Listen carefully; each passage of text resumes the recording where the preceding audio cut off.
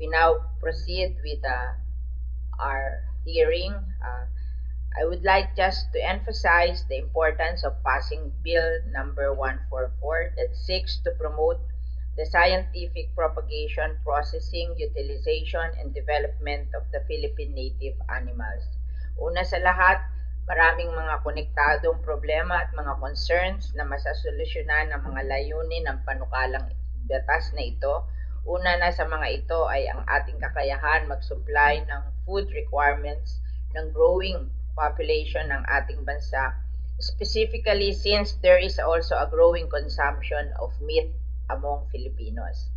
Si mismong Department of Agriculture Secretary Manny Piñol ang nagsabi na ang ating consumption ng meat ay tumaas from 15 kilos per person to 35 kilos per person per year now.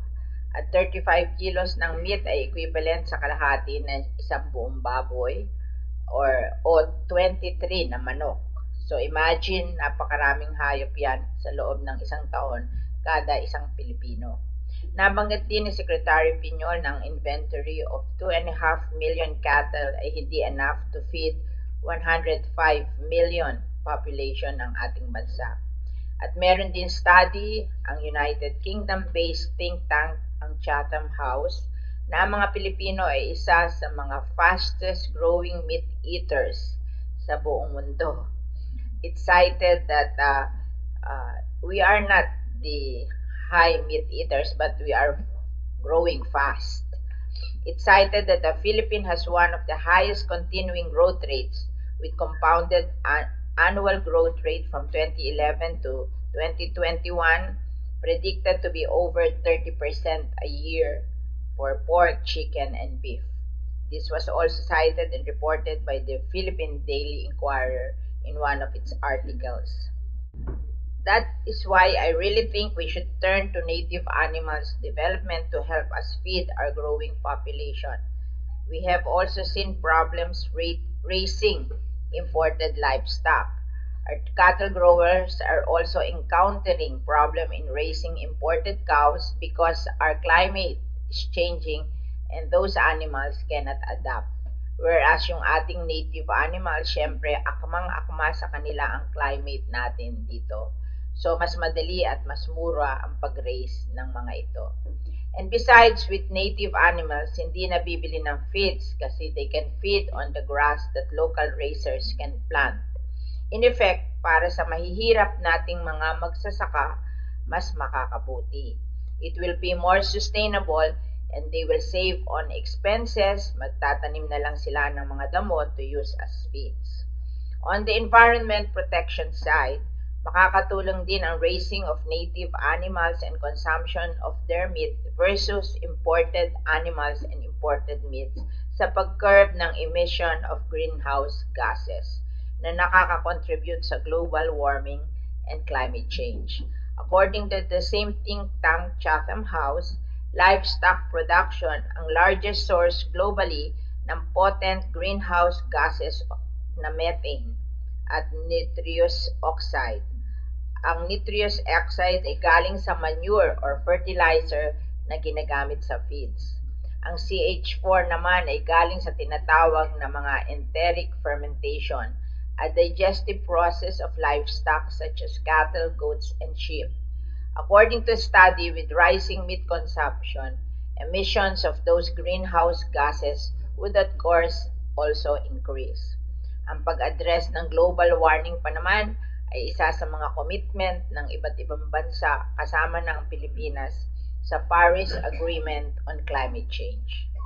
The DA, Department of Science and Technology, Department of Environment and Natural Resources, native animal growers, cooperatives, and organizations, LGUs, and the private sector, under this bill shall formulate a 20-year framework for development to be validated and updated annually. The framework will serve as a guide in implementing programs, plans, and projects. It will also provide for investment promotion and facilitation, production support and extension, R&D, market promotion and development, quality assurance, infrastructure development, among others. Native animal raising follows the tenets of sustainable farming and organic agriculture. So in line rin ito sa National Organic Agriculture Program ng ating bansa, which calls for the development and promotion of organic agriculture in the Philippines. It further provides that at least 5% of Philippine agricultural farms should be converted into organic by this year, but we have failed, parang na-convert natin 1.5%. Kaya we have a long way to go. Under the proposed bill, gusto rin natin na nationwide ang maging epekto. Thus, the bill seeks to create one native animal center in every region of the country that will be called Native Animal Regional Center. The active participation of farmers is also encouraged under the bill. Farmers Association and cooperatives will serve as the focal point for government assistance in the propagation and dispersal of Philippine native animals and dissemination of technology on native animals. Hindi naman tayo nakakapagbigay ng ayuda sa mga individuals. It's always the farmers organization and cooperatives. Malaki ang maitutulong ng suporta natin sa native animals development sa mga Pilipinong magsasaka. At natutuwa ako na suportado ito ng Secretary of Agriculture. Marami na rin akong nakausap at kinonsulta ng mga native animal groups or association at syempre natutuwa sila na tinututukan natin ang kanilang industriya. For instance, alam naman natin na ang backyard hog raising or farming ay isa sa mga alternative sources ng additional income or kabuhayan ng marami sa ating mga magsasaka at iba pang kababayan. Marami ang nagiging involved sa backyard hog farming dahil sa maliit lang ang kailangan na kapital. In fact, it is estimated that the backyard hog raisers are producing 65% or they compose 65% of all the hog raiser in the Philippines. Majority.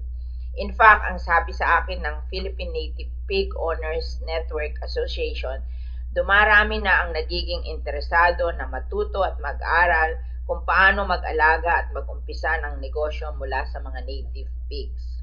At ganoon din ang sinasabi na iba pang raisers and industry groups ng native animals growers. Kaya kami po, miski sa Villar Sipag Farm School, nagtuturo na kami rin ng tinatawag na sustainable pig farming in cooperation with the Agricultural Training Institute or ATI para magturo ng ganito. At natutuwa tayo na napakalaki po ng increase ng production ng livestock. In fact, siya ang nagdala sa ating paglaki ng agricultural production. For the first time, lumaki tayo ng 2.85% of this third quarter at ang malaki pong nag-contribute ay ang livestock, more than the crops and fisheries. Kaya nalulungkot po ako na pag tinitingnan ko yung DA, parang ang dami nilang binigay na budget sa fisheries, ang dami nilang binigay na crops, pero it's always yung livestock ang nagdadala ng growth ng agriculture. Kaya it's time that we look at yung organization ng Bureau of Animal Industry in the Department of Agriculture, kung ano ba, bakit nagkaganito na nawala sa attention yung Bureau of Animal Industry at saka yung livestock program when in fact siya nagdadala ng growth ng agriculture as a whole. Palaging siya ang malaki ang growth rate sa agriculture. So, kaya ngayong umaga, bumabalik tayo sa livestock at titingnan natin kung anong mga reforms ang magagawa natin para mas matulungan ng gobyerno ang livestock industry.